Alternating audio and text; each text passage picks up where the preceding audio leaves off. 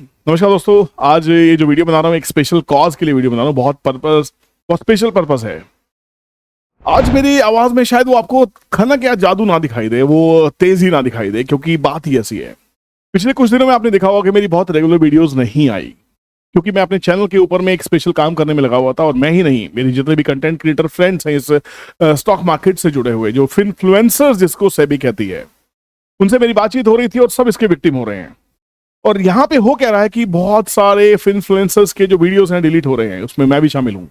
मेरे भी कुछ वीडियोस डिलीट हुए हैं, जिसमें से एक वीडियो है multibagger solar and EV charger making company FIIs are buying detail analysis. इसके थंबनेल में, इसके कंटेंट में कोई भी टिप नहीं, किसी भी तरह का कोई भी हमने कॉम्प्लायंस का इशू शायद इसमें नहीं किया। कॉम्प्लायंस को हमने फॉलो किया, एक ऐसा डिटेल वीडियो बनाया जहां पे हम साफ साफ कहते हैं कि किसी तरह की बाइंग सेलिंग एडवाइस हम नहीं कर रहे।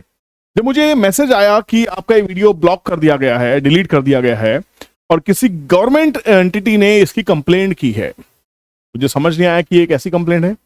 तब तक मुझे अंदाजा भी नहीं था कि ये हो क्या रहा है, क्योंकि मुझे पिछले महीने अंकित का फोन आया था। अंकित भी इन्फ्लुएंसर है, उनका भी उससे हम एक इंटरव्यू करेंगे और बताएंगे कि वो भी कैसे परेशान हुए। और बहुत सारे, आपने देखा होगा, बहुत सारे ऐसे लोग हैं जिनके 100-125 से ज्यादा वीडियो डिलीट हुए हैं। अंकित का पिछले महीने फोन आया। अंकित ने मुझे कहा कि सर आपकी कुछ वीडियोस डिलीट हुए हैं क्या? मैंने कहा यार मेरा तो कोई वीडियो डिलीट नहीं हुआ। अंकित ने बताया कि 125 वीडियोस उनके डिलीट हो गए। एक एक वीडियो बनाने के लिए बहुत मेहनत लगती है, और मुझे मालूम है स्टॉक मार्केट में बहुत सारे स्कैम चल रहे हैं, फ्रॉडस्टर्स चल रहे हैं, बट जो हम कंटेंट क्रिएट कर रहे हैं यूट्यूब के ऊपर में, ये सब आपको एजुकेट करने के लिए है। और ध्यान से देखिएगा, वीडियो को पूरा देखना बहुत जरूरी है, क्योंकि ये वीडियो डिलीट भी हो सकता है जो मैं बना रहा हूँ, ये चैनल भी डिलीट हो सकता है, मेरा क्या बहुत सारे इन्फ्लुएंसर के चैनल भी डिलीट हो सकते हैं, बैन हो सकते हैं, हमें कुछ नहीं पता। तो सबसे पहले तो एक काम कीजिए, इस वीडियो के नीचे गूगल शीट हमने डाल दी, गूगल फॉर्म डाला है। आप हमसे कांटेक्ट करने के लिए प्लीज उसमें अपनी डिटेल जरूर भरिए, ताकि हम आपसे किसी न किसी तरह से टच में जरूर रह सकें। अगर आप मुझे पसंद करते हैं और आपको लगता है कि मेरी वैल्यूएबल डिटेल एनालिसिस आपके किसी भी काम की हो सकती है, तो प्लीज मेरी आपसे रिक्वेस्ट, हाथ जोड़ के विनती है, मुझसे कनेक्टेड रहिए। इस गूगल शीट को जरूर भर दीजिए, क्योंकि अगर हमने कोई नया चैनल क्रिएट किया है, क्योंकि वर्स्ट के सिनेरियो में अगर हमें किसी प्लेटफॉर्म पे जाना पड़ता है या कोई और मोड ऑफ कम्युनिकेशन हमें लेना पड़ता है, तो आपको मैं कम से कम टीम से कांटेक्ट करा सकूं, आपको व्हाट्सएप पे मैसेज आ जाएगा या टीम कॉल करेगी, कुछ भी करके आपको बता सके कम से कम। तो प्लीज गूगल शीट जरूर भरेगा। मेरी आपसे हाथ जोड़ के विनती है, आपका डेटा प्रोटेक्टेड रहेगा, कहीं भी वो डेटा नहीं जाएगा, ये आप मुझसे ऑन वीडियो प्रॉमिस ले सकते हैं। अगर आप जरा सा भी ट्रस्ट करते हैं, फिल दैट वीडियो। अब कहानी क्या है, पिछले महीने वीडियो डिलीट नहीं हुआ, इस महीने वीडियो डिलीट हुआ, और यहां पे जो मैसेज आया, जो रीजन था, वो बहुत ही खराब था, बहुत संदेहास्पद था, बहुत ही क्वेश्चनेबल है। वहां पे मुझे मैसेज आया कि आपका जो वीडियो है वो डेंजरस एंड हार्मफुल कंटेंट की कैटेगरी में आ रहा है। डेंजरस एंड हार्मफुल, क्या हम किसी आतंकवादी गतिविधि में शामिल है? क्या हमने कोई बम बनाने का वीडियो बना दिया है, या हमने कोई दंगे भड़का दिए हैं, या हमने किसी पॉलिटिकल पार्टी के अगेंस्ट में बहुत बड़े बड़े कैंपेन रन कर दिए हैं? क्या हम किसी को मारने की धमकी दे रहे हैं? हम इन्फ्लुएंसर्स कर क्या रहे हैं? और मैंने अंकित से पूछा था, अंकित ने भी यही बताया, 125 वीडियो को डिलीट किया गया, और वहां पे ये लिखा गया था कि आपका जो कंटेंट है डेंजरस एंड हार्मफुल कैटेगरी में आ रहा है। ये जवाब तो मुझे सरकार से बिल्कुल समझ में नहीं आ रहा कि हम स्टॉक मार्केट के लोग, जो लोगों को ये समझाने में लगे हैं, अब तो मुझे पता है सेबी के उस डेटा पे भी शक होता है, जहां वो ये लिखते हैं ना कि 90% से ज्यादा लोग एफएनओ में नुकसान कर रहे हैं। क्योंकि मेरा मानना ये है कि जब से ये डिजिटल रेवोल्यूशन स्टार्ट हुआ है, लोगों ने कम से कम एटलीस्ट आरएसआई पे भी काम करना शुरू कर दिया, लोगों ने प्राइस एक्शन को समझना स्टार्ट कर दिया, लोगों ने कैंडल स्टिक्स को समझना स्टार्ट कर दिया, ऑप्शन चेन को समझना स्टार्ट कर दिया। इतने सारे फ्री कंटेंट को देख के लोगों ने अपनी लाइफ बनाई है। लोग इन्वेस्टमेंट सीख रहे हैं, लोग ट्रेडिंग सीख रहे हैं, लोग ऑप्शन सीख रहे हैं। और मुझे लगता है वो 90% जो लोग लॉस खाते थे ना, वो थे जो प्योरली ब्रोकर्स की टिप पे काम करने वाले लोग थे। जो ब्रोकर फोन करता था और बोलता था ये ले लो, और वहां पे लोगों की वाट लग जाती थी, पैसा बर्बाद हो जाता था, कोई जवाबदेही नहीं थी, किसी भी तरह की जवाबदेही नहीं थी। दूसरी बात, मैं आपके माध्यम से ये पूछना चाहता हूं, बहुत सारे वीडियोस को मैंने सुना, बहुत सारे कंटेंट क्रिएटर्स के पेन को मैंने देखा, वो उस पेन से मैं गुजरा हूं। पिछले 3 दिन मुझे नींद नहीं आई। पिछले 3 दिन में बैठ के हम अपने वीडियोस को फिल्टर करने की कोशिश कर रहे थे कि क्या हमने कोई ऐसा, वाकई में ऐसा क्राइम कर दिया है कि वीडियोस डिलीट होने स्टार्ट हो गए। सेबी कहती है कि हम स्टॉक का नाम नहीं ले सकते। तो एक बात बताइए, क्या अगर मैं आपको सपोज पटेल इंजीनियरिंग का वीडियो बनाना है मुझे, है ना, और मैं उसको केस स्टडी की तरफ से या टेक्निकल एनालिसिस की स्टडी के हिसाब से मैं या कोई भी कंटेंट क्रिएटर डिस्कस करना चाहता है आपसे, तो क्या लिखेगा? ईपीसी की कंपनी जिसका पी इतना है, जिसका भाव 50 रुपए है, मार्केट कैप इतना है, उसका चार्ट में ऐसा ऐसा सपोर्ट रेजिस्टेंस बन रहा है, अपने आप जाओ ढूंढो। आपको वीडियोस पसंद आएंगे? क्या आपको कभी भी ये समझ में आ पाएगा कि जो फंडामेंटल्स मैं डिस्कस कर रहा हूं वो किस स्टॉक के हैं? तुक्के से अगर मान लीजिए आपने ढूंढ भी लिया तो आपकी कितनी हेडेक होने वाली है। और क्या ऐसा पॉसिबल नहीं है कि दो मार्केट कैप ऑलमोस्ट सेम हो? मैं आपको बोलूं 20,000 करोड़ के आसपास का मार्केट कैप है, आसपास का मार्केट कैप है। अब 20,000 करोड़ के मार्केट कैप की तो कंपनी बहुत हो सकती है। मैं कहूं इंजीनियरिंग, प्रोक्योरमेंट और कंस्ट्रक्शन की कंपनी, ईपीसी की बहुत कंपनी हो सकती है। कैसे फिल्टर करेंगे किसके ऊपर वीडियो है? तो सिर्फ सेबी का ये कहता है ना कि if a person is taking even a name of the stock that falls under the category of आईए, तो क्या अगर मैंने आईए का लाइसेंस नहीं लिया है तो मैं स्टॉक के बारे में बात ही नहीं कर सकता?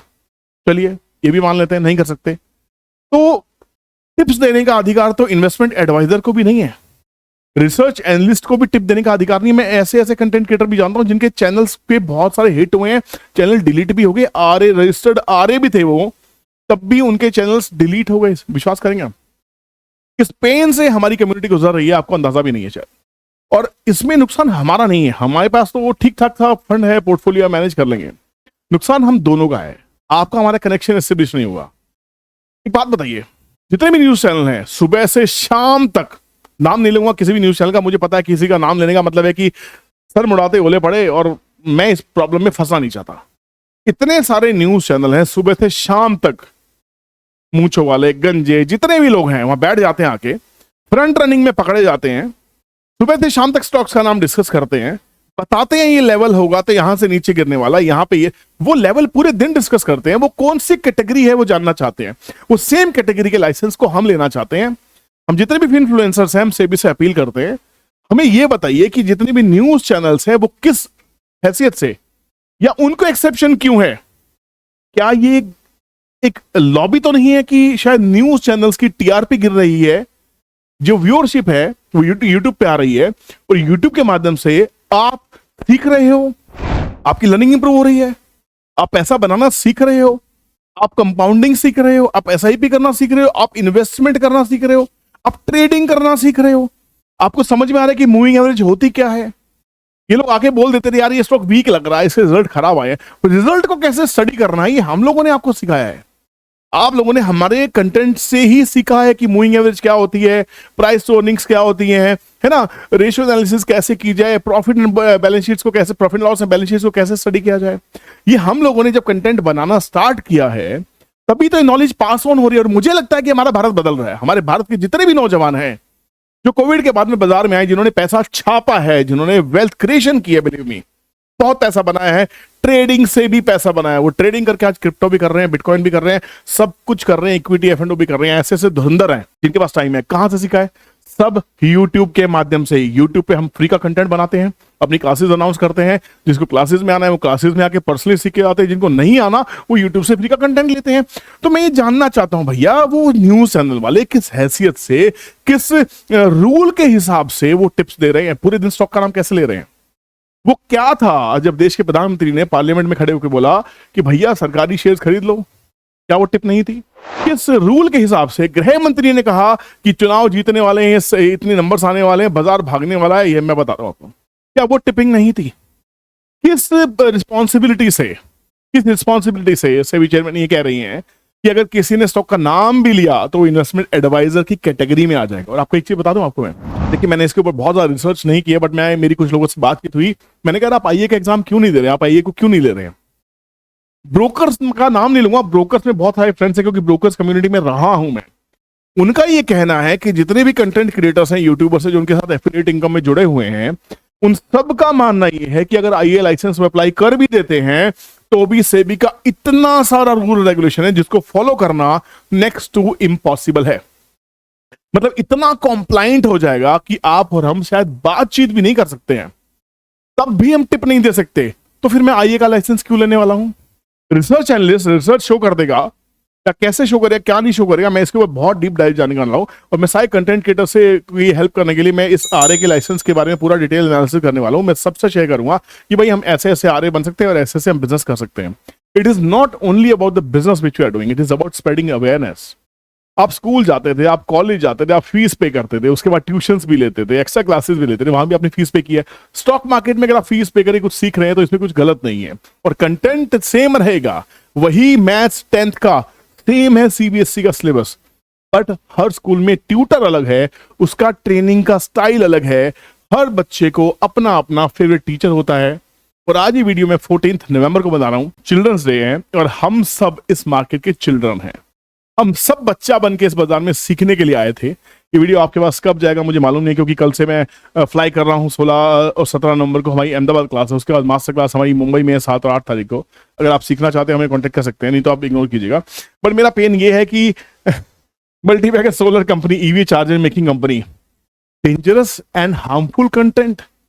मैंने इसके ऊपर में एक रिक्वेस्ट रेज की, अपील, मेरी अपील को ठुकरा दिया गया ये कह के कि आप अपील नहीं कर सकते। क्यों नहीं कर सकते? क्योंकि भैया आपको और अपील मिलेगी भी नहीं। देखिए चैनल पे अगर मैं जाता हूं, देखिए ध्यान से देखिए, thank you for your appeal, after review we have determined that your content multibagger solar and EV charger making company FIIs are buying detailed analysis, appeal rejected.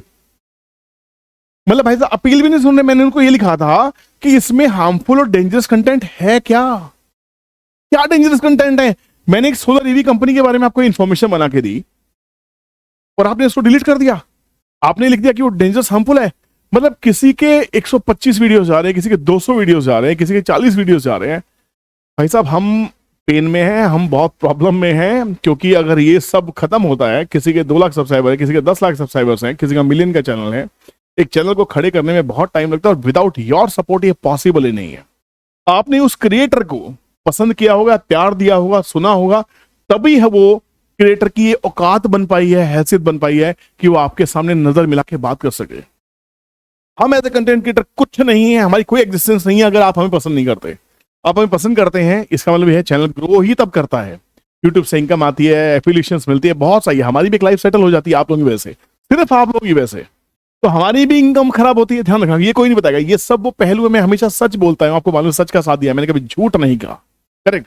इसलिए मैं आपसे रिक्वेस्ट कर रहा हूं, आज आपकी जरूरत है, मुझे भी, और आपके हर उस कंटेंट क्रिएटर को जिसको आप पसंद करते हैं। मेरी आपसे रिक्वेस्ट है उनके टच में रहें, उनको सर्च करें। अगर उनके चैनल कभी गायब हो जाते हैं, आपको लगता है उनका चैनल एक्टिव नहीं है किसी वजह से, सेबी की वजह से या किसी वजह से, तो सर्च जरूर कीजिएगा।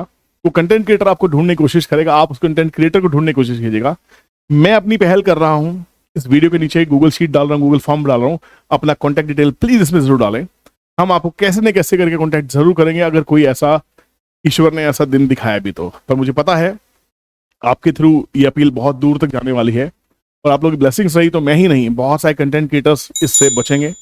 और सेबी को शायद ये सोचने में मजबूर होना पड़े कि कोई तो रिस्ट्रिक्शन को हटा के कोई रिफॉर्म लाना पड़ेगा, कोई रेगुलेशन लाना पड़ेगा। समझ में आता है, या तो डेफिनेशन चेंज करनी पड़ेंगी, कुछ रूल्स डालने पड़ेंगे। और एक और नया रूल आ रहा है, ये कहा जा रहा है जिसके पास 5 करोड़ रुपए है वही एफ&ओ कर सकता है। मतलब क्या छोटे निवेशक के पैसे को अब बड़ी मछलियां नहीं खा सकती, क्योंकि वो पहले खत्म हो गए हैं? क्या अब बड़ी मछलियों को बड़े निवेशक चाहिए एफ&ओ करने के लिए? इसके ऊपर नेक्स्ट वीडियो आएगा, वीडियो को लाइक कीजिएगा ताकि मुझे समझ में आ सके कि आपको नेक्स्ट वीडियो इसके ऊपर जरूर चाहिए। मैं किसी पे एलिगेशंस नहीं लगा रहा हूं, ना ही मैं किसी सिस्टम को चैलेंज करने की कोशिश कर रहा हूं।